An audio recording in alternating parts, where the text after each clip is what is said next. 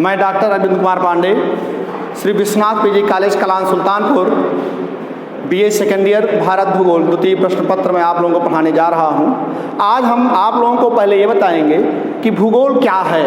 भूगोल देखिए,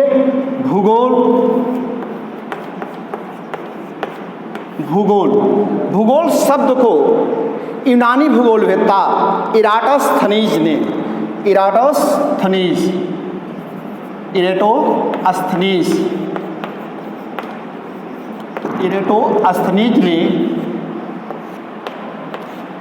इनका कार्यकाल है 276 ईसा पूर्व से लेकर के 196 ईसा पूर्व तक। इन्होंने ही सर्वप्रथम ज्योग्राफी शब्द का नामकरण रखा था। ज्योग्राफी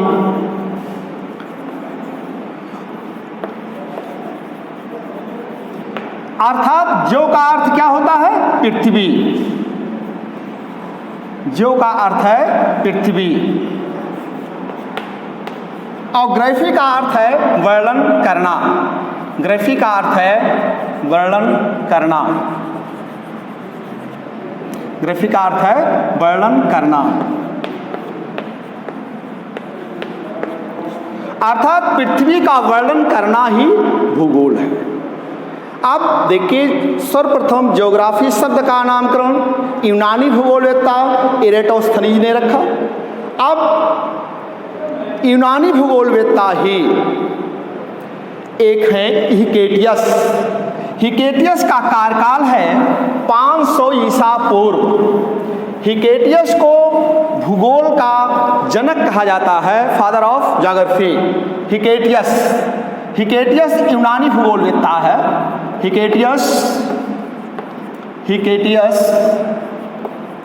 हिकेटियस का कार्यकाल है 500 ईसा पूर्व।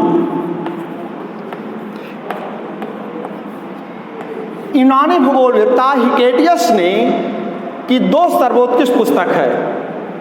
पहली पुस्तक है जस पीरियोडस।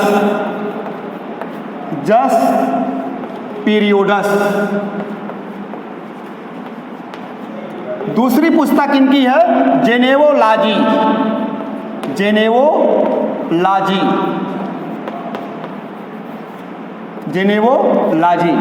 तो जस पीरियोडस में हिकेटियस ने पृथ्वी के भौतिक दशाओं का सर्वप्रथम वर्णन किया और जेनेवोलॉजी नामक पुस्तक में भौगोलिक जानकारियां नहीं मिलती है, इसमें नायक और नायिकाओं का वर्णन मिलता है। तो इसलिए सर्वप्रथम जस पीरियोडस जो पुस्तक इनकी थी, इसी पुस्तक में इन्होंने सर्वप्रथम पृथ्वी के भौतिक दशाओं का वर्णन किया है। इसी कारण हिकेटियस को भूगोल का जनक कहा जाता है। भूगोल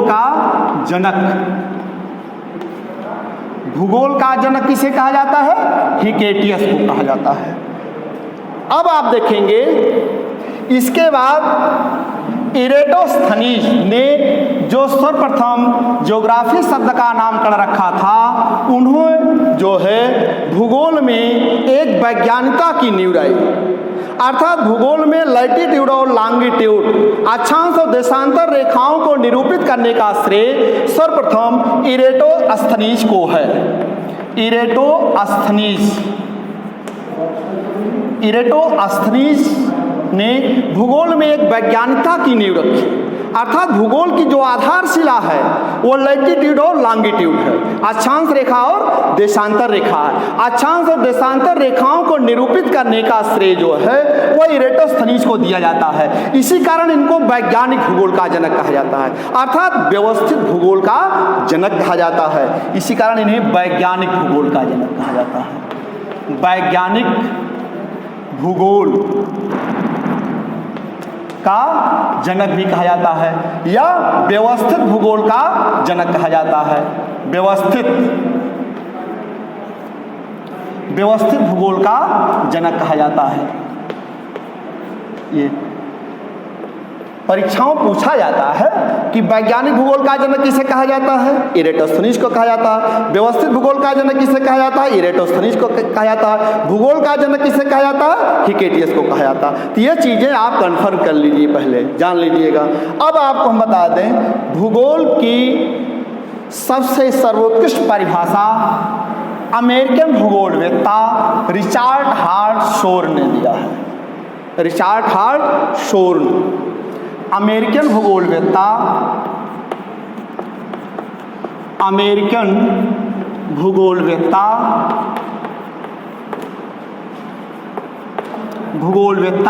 रिचर्ड हार्टशोर्न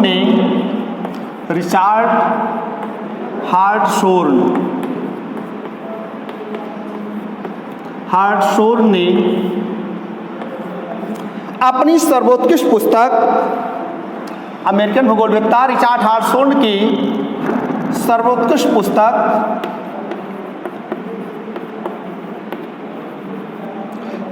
सन 1939 ईस्वी में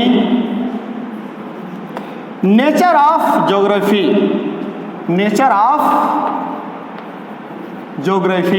जिसे हम भूगोल की प्रकृति कहते हैं, हिंदी में इसको भूगोल की प्रकृति कहा जाता है।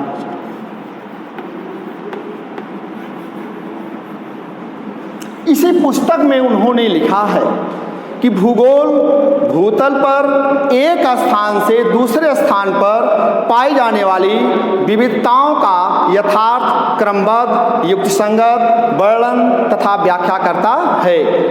अर्थात इससे अच्छी परिभाषा अभी तक नहीं लिखी गई है।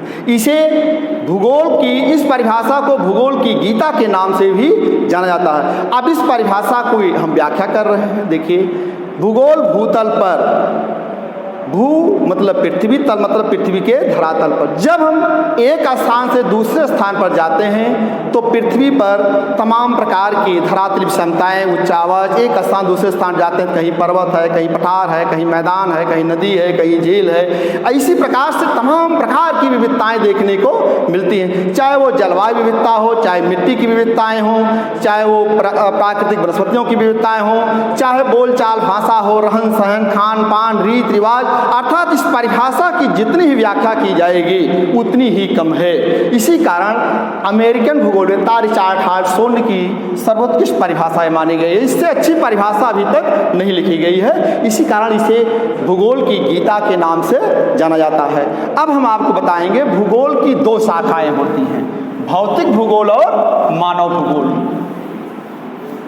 भौतिक भूगोल और मानव भूगोल। अब आप देखिए, यह आपका भूगोल था। भूगोल की दो शाखाएं हैं, भौतिक भूगोल और मानव भूगोल। भौतिक भूगोल और मानव भूगोल। मानव भूगोल। अब भौतिक भूगोल 100 ईसा पूर्व भौतिक भूगोल का वास्तविक विकास हो चुका था। अर्थात 100 ईसा पूर्व भौतिक भूगोल का वास्तविक विकास हो चुका था। यूनानी भूगोलवेत्ता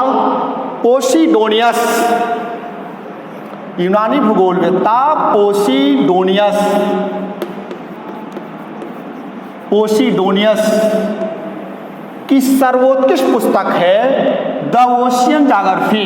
द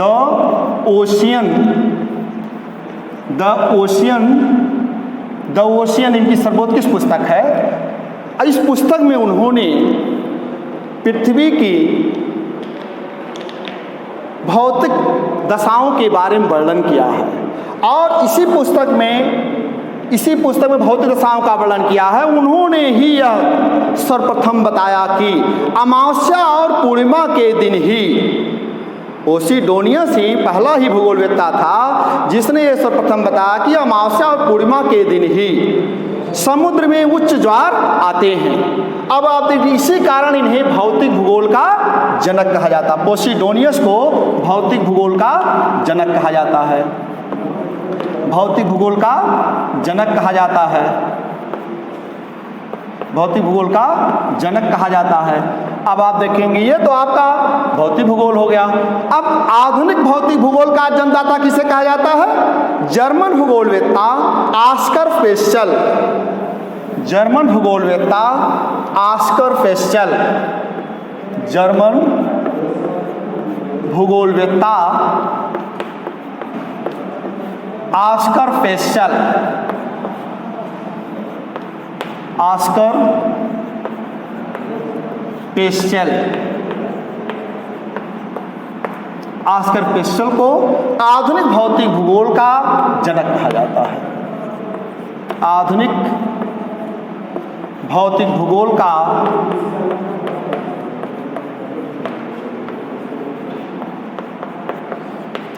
जनक कहा जाता है। अब आप देख लीजिए, यह तो आपका भौतिक भूगोल हो गया। अब देखेंगे मानव भूगोल। मानव भूगोल के जन्मदाता कौन है? मानव भूगोल के जन्मदाता जर्मन भूगोलवेत्ता Friedrich Ratzel. Friedrich Ratzel, German भूगोलवेत्ता फ्रेडरिक रेटजल। जर्मन भूगोलवेत्ता फ्रेडरिक रेटजल की सर्वोत्कृष्ट पुस्तक यंथ्रोपोजियोग्राफी, यंथ्रोपोजियोग्राफी फी का दूसरा खंड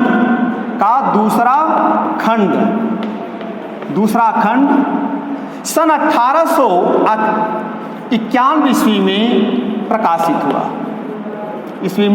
प्रकाशित हुआ। इसी पुस्तक में उन्होंने सर्वप्रथम लिखा कि मानव और प्रकृति में एक इंटर रिलेशनशिप पाया जाता है जिसे हम कभी भी अलग नहीं कर सकते। इसी में इस पुस्तक में उन्होंने मानव भूगोल की परिभाषा व्यक्त की है कि मानव भूगोल के दृश्य सर्वत्र पर्यावरण से संबंधित होते हैं जो भौतिक दशाओं का योग होता है। अर्थात मानव जो कुछ भी देखता है, चाहे वो जैविक हो या अजैविक हो, चाहे जड़ हो या चेतन हो या मूर्त तत्व हो या अमूर्त तत्व हो, सब में पर्यावरण अंतर निहित है। उसको हम पर्यावरण से कभी भी अलग नहीं कर सकते। इन्होंने सर्वप्रथम अंतर्राष्ट्रीय भौगोलिक मंच पर जब यह परिभाषा को रखा और इस परिभाषा की व्याख्या की, और इसी पुस्तक में उन्होंने मानव भूगोल को एक अलग शाखा के रूप में प्रतिपादित कर दिया। इसी कारण इन्हें मानव भूगोल का जन्मदाता कहा जाता है। रेटजल को मानव भूगोल का जन्मदाता कहा जाता है। अब हम आपको बताएंगे भारत भूगोल, भारत का भूगोल। अब आपका जो है इस क्रम से आप याद रखिएगा। अब आपको भारत भूगोल, पूरे विश्व में जितने कंट्री हैं सभी देशों का अपना एक अलग अलग भूगोल होता है, उसकी भौगोलिक जानकारियों का अध्ययन करते हैं। तो वैसे भारत एक देश है, उस भारत देश का अध्ययन हम भौगोलिक अध्ययन करने जा रहे हैं। भारत का भूगोल, भारत का भूगोल।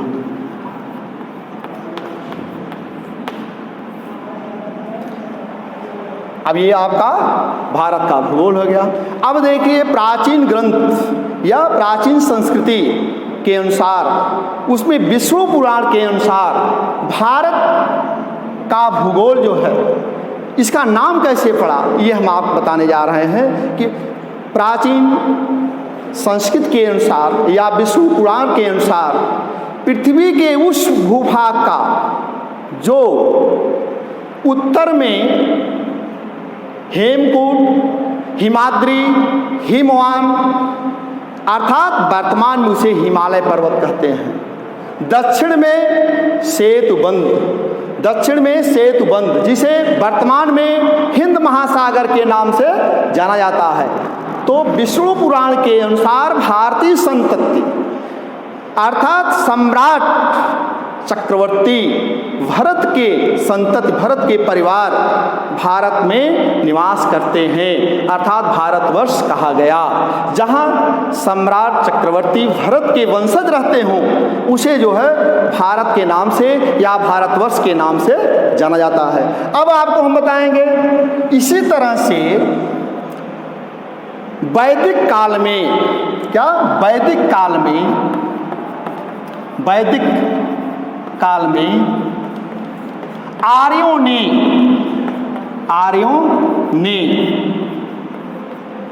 उत्तर पश्चिम की ओर बहने वाली नदी को, भारत में उत्तर पश्चिम की ओर बहने वाली नदी अर्थात तिब्बत के मानसरोवर झील से सिंधु नदी निकल करके बहती थी और जम्मू कश्मीर राज्य पाकिस्तान से होते हुए अरब सागर में गिर जाती थी। तो उस नदी को जो है वैदिक काल में आर्यों ने, जो उत्तर पश्चिम की ओर नदी बहती थी, उस नदी को इन्होंने सर्वप्रथम सिंधु नदी कहा। क्या नाम कहा? सिंधु नदी। सिंधु नदी, सिंधु नदी कहा। अब इसी सिंधु नदी को ईरानियों ने, सिंधु नदी को हिंदू नदी कहा। क्या कहा? ईरानियों ने, ईरानियों ने सिंधु नदी को हिंदू नदी, हिंदू नदी अर्थात सिंधु नदी जो है, सिंधु नदी अर्थात हिंदू नदी, सिंधु नदी के उस पार के विस्तृत भूभाग को हिंदुस्तान कहा गया। अब ईरानियों ने भारत का नाम जो था उसको हिंदुस्तान के नाम से पुकारा। किस नाम से पुकारा? सिंधु नदी को उन्होंने हिंदू नदी कहा और हिंदू नदी के उस पार के विस्तृत भूभाग को हिंदुस्तान कहा जाने लगा। फिर आगे चल करके यूनानियों ने सिंधु नदी को, यूनानियों ने सिंधु नदी को, सिंधु नदी को इंडोस, सिंधु नदी को इंडोस, इंडोस, इंडोस, इंडोस कहा। अब किसने कहा था? यह यूनानियों ने। यूनानियों ने सिंधु नदी को इंडोस कहा और रोमवासियों ने सिंधु नदी को इंडस कहा। क्या कहा? सिंधु नदी को इंडस, सिंधु नदी को इंडस कहा, इंडस। अब दोनों देखिए, यूनानियों ने सिंधु नदी को इंडोस कहा और रोमवासियों ने सिंधु नदी को इंडस कहा। दोनों से मिल करके इस देश का नाम इंडिया पड़ गया, जिसे हम इंडिया के नाम से जानते हैं। तो यह संस्कृत में इसमें छिपी हुई है। भारतीय संस्कृत के अनुसार जो है और भी जो ईरान प्राचीन कालीन भूगोलवेत्ता थे, इनका नामकरण रखा है। पहले अब आप समझ लीजिए, भारतवर्ष कहा गया, हिंदुस्तान कहा गया और इसे इंडिया कहा गया। अब कैसे भारतवर्ष नाम पड़ा इसका, कैसे हिंदुस्तान पड़ा और कैसे इसे इंडिया नाम पड़ा, यह हम आपको बता दिए। अब आपको हम ले चल रहे हैं, भारत एक प्रायद्वीपीय देश है। भारत एक प्रायद्वीपीय देश है। वह भूभाग या वह भूखंड जो तीन तरफ जल से घिरा हो उसे हम प्रायद्वीप कहते हैं। चलिए देखिए, हम आपको मैप के माध्यम से बता रहे हैं कि कहाँ इसे प्रायद्वीप क्यों कहा जाता है। देखिए, आपको हम पहुंचा दे, 2 मिनट में आपको पूरे भारत का भौगोलिक भ्रमण हम करा दे रहे हैं। ये देखिए,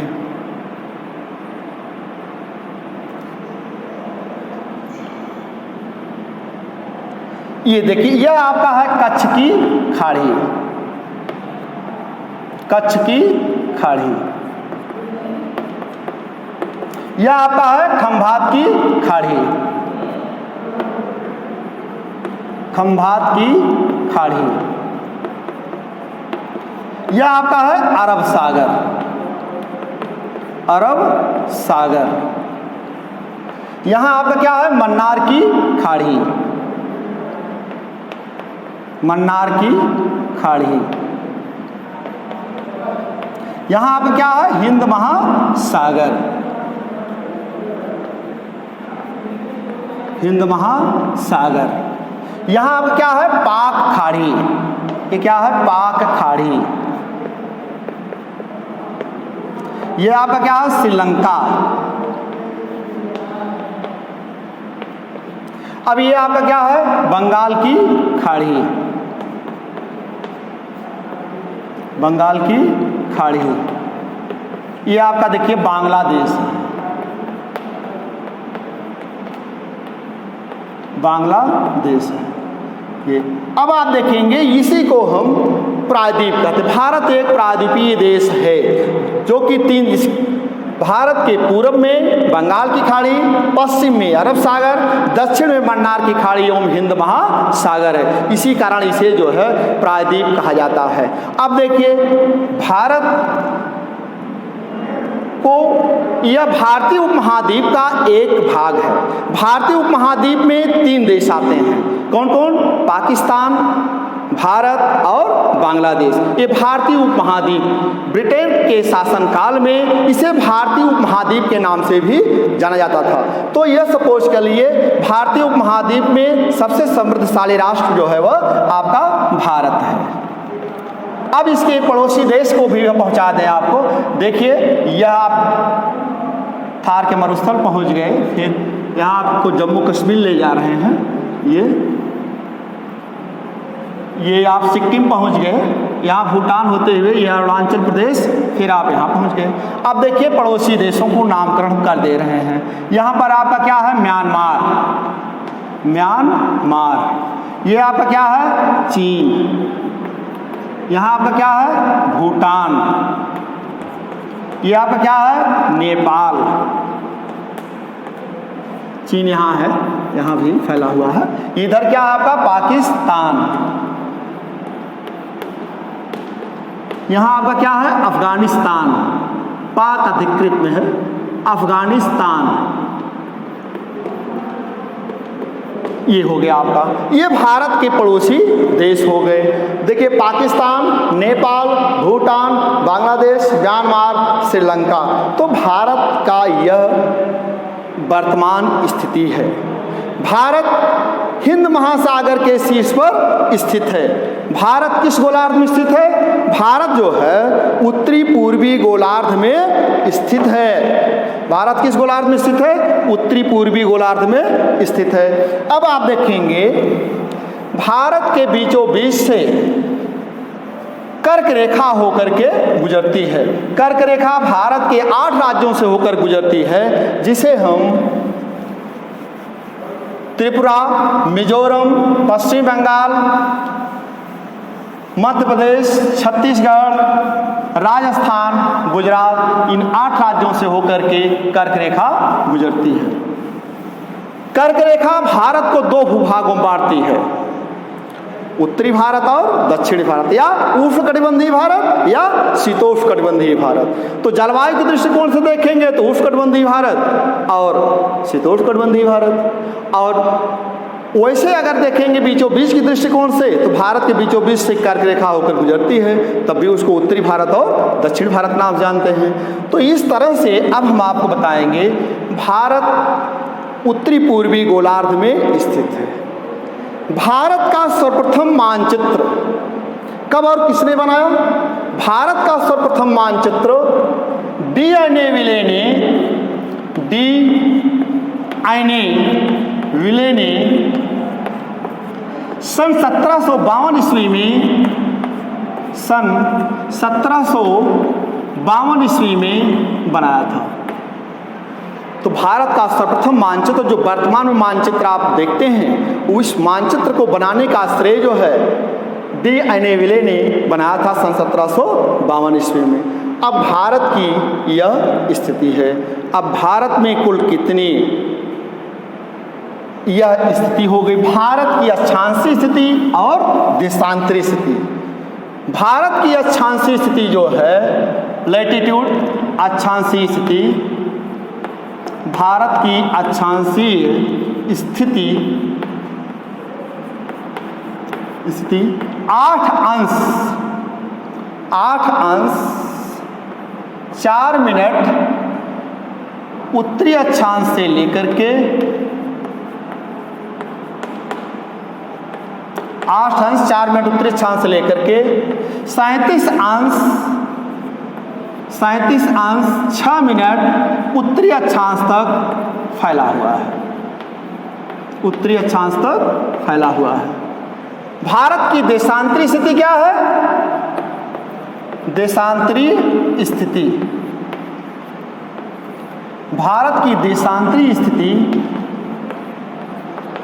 68 अंश 7 मिनट, 68 अंश 7 मिनट पूर्वी देशांतर से लेकर के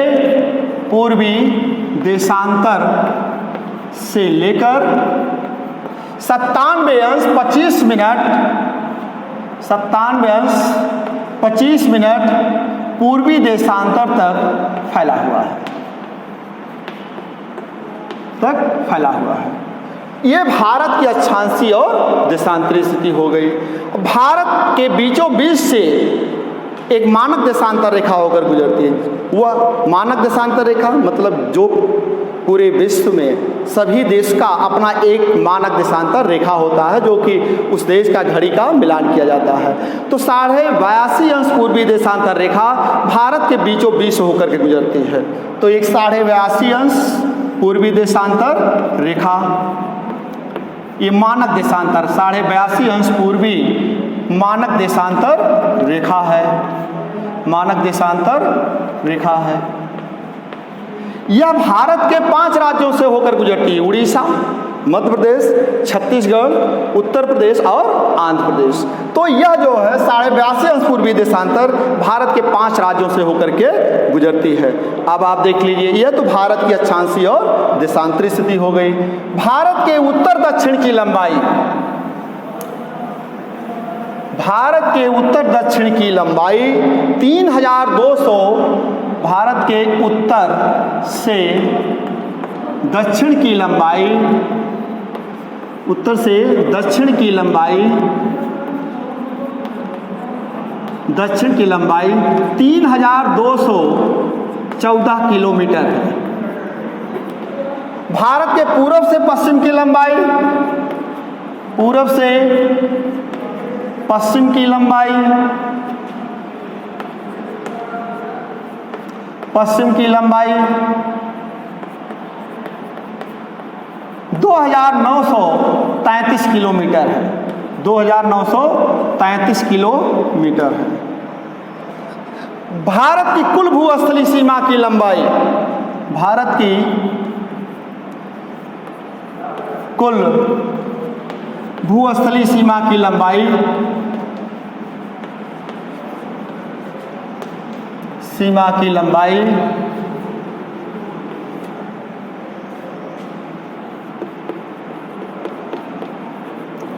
15,200 किलोमीटर है। 15,200 किलोमीटर है। भारत की कुल समुद्र तटीय सीमा की लंबाई, भारत की समुद्र तटीय सीमा की कुल लंबाई 7,516.6 किलोमीटर है। 7,000 भारत की कुल समुद्र तटीय सीमा की लंबाई, सीमा की लंबाई 7,516.6 किलोमीटर है।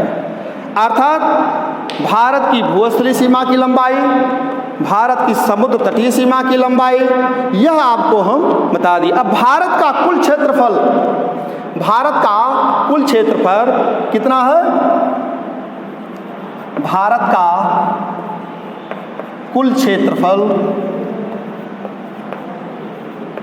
32,87,263 वर्ग किलोमीटर है। वर्ग किलोमीटर है। तो यह जो है भारत की उत्तर दक्षिण की लंबाई, भारत की पूर्व पश्चिम की लंबाई, भारत की भूस्थलीय सीमा की लंबाई और भारत की कुल भूस्थलीय सीमा की लंबाई, समुद्र तटीय सीमा की लंबाई और भारत का कुल क्षेत्रफल हो गया है। अब भारत विश्व के कुल क्षेत्रफल का, भारत के का क्षेत्रफल विश्व के कुल क्षेत्रफल में कितना परसेंटेज है? 2.4% स्थान रखता है। तो इस तरह से यह आपका भारत की जो ज्योग्राफिकल कंडीशन थी यह हम आपको बता दिए। अब आप देख लीजिए भारत में कुल कितने राज्य हैं, कितने केंद्र शासित राज्य हैं, इसके बारे में आपको जानना चाहिए। वर्तमान समय में भारत में कुल 28 राज्य एवं 8 केंद्र शासित राज्य हैं। अब भारत में कुल कितने इस समय राज्य हैं? 28। वर्तमान समय मतलब आज वर्तमान समय में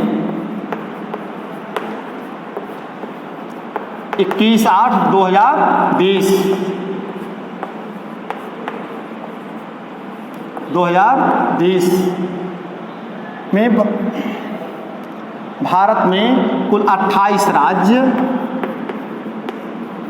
एवं 8 केंद्र शासित राज्य हैं। 8 केंद्र शासित राज्य हैं।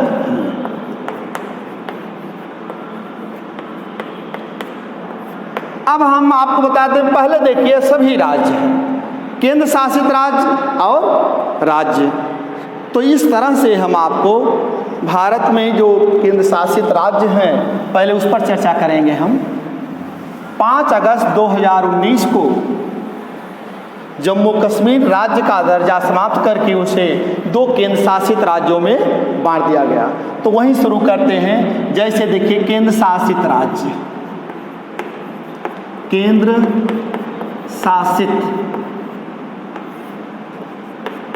राज्यों के नाम एवं राजधानी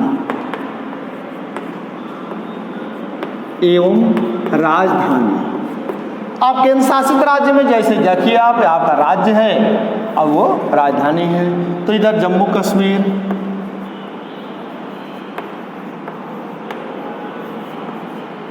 श्रीनगर, लद्दाख,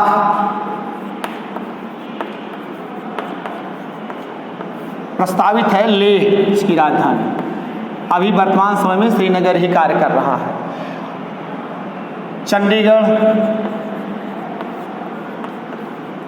चंडीगढ़ राजधानी चंडीगढ़।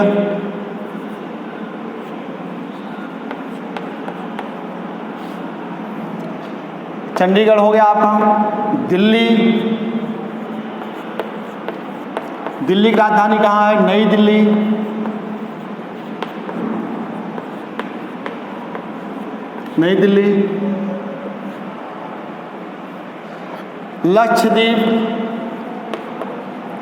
लक्षद्वीप राजधानी कवरत्ती।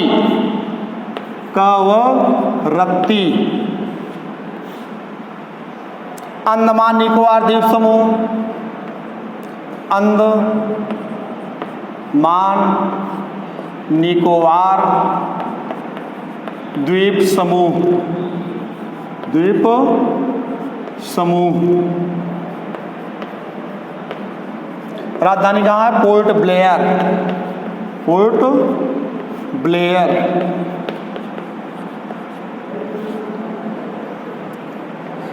पांडिचेरी राजधानी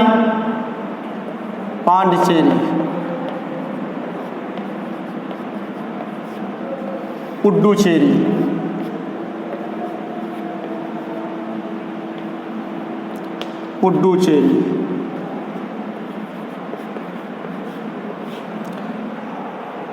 अब आप देखेंगे दादरा नगर हवेली और दमन दीव 26 जनवरी 2020 को दोनों को विलय कर दिया। दोनों केंद्र शासित राज्यों को विलय कर दिया गया, एक केंद्र शासित राज्य बना दिया गया, दादरा नगर हवेली। उसकी राजधानी दमन। दादरा नगर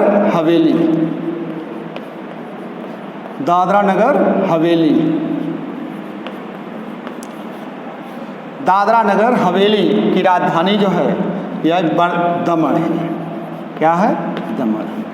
अब आप देखेंगे 1 2 3 4 5 6 7 8 राज्य आपके केंद्र शासित हो गए, क्योंकि दादरा नगर हवेली और दमन दीव को 26 जनवरी 2020 को उसका विलय कर दिया गया, एक केंद्र शासित राज्य बना दिया गया। तो दादरा नगर हवेली की राजधानी जो हो गई वह दमन हो गई। तो इस तरह से जो है यह आपका 8 राज्य केंद्र शासित हो गए, क्योंकि इसमें परिवर्तन किया गया था, इसलिए हम इसको आपको बता दिए। अब आप देखेंगे भारत के राज्यों के नाम एवं राजधानी, तो उसको हम बता दे रहे हैं। अब आप देख लीजिए, जैसे भारत में 28 राज्य हैं, पंजाब है, हरियाणा है, राजस्थान है, गुजरात है, हिमाचल प्रदेश है, उत्तराखंड है, उत्तर प्रदेश है, बिहार है, झारखंड है, मध्य प्रदेश है, छत्तीसगढ़ है, आंध्र प्रदेश है, गुजरात है, राजस्थान है, महाराष्ट्र है, तेलंगाना है, तमिलनाडु है, केरल है, गोवा है, इस और सिक्किम है, असम है, अरुणाचल प्रदेश है, नागालैंड है, मिजोरम है, मणिपुर है, मेघालय है, त्रिपुरा है। ये सब भारत के 28 राज्य हो गए। ठीक है, अगले दिन हम आपको अगला लेक्चर देंगे। धन्यवाद।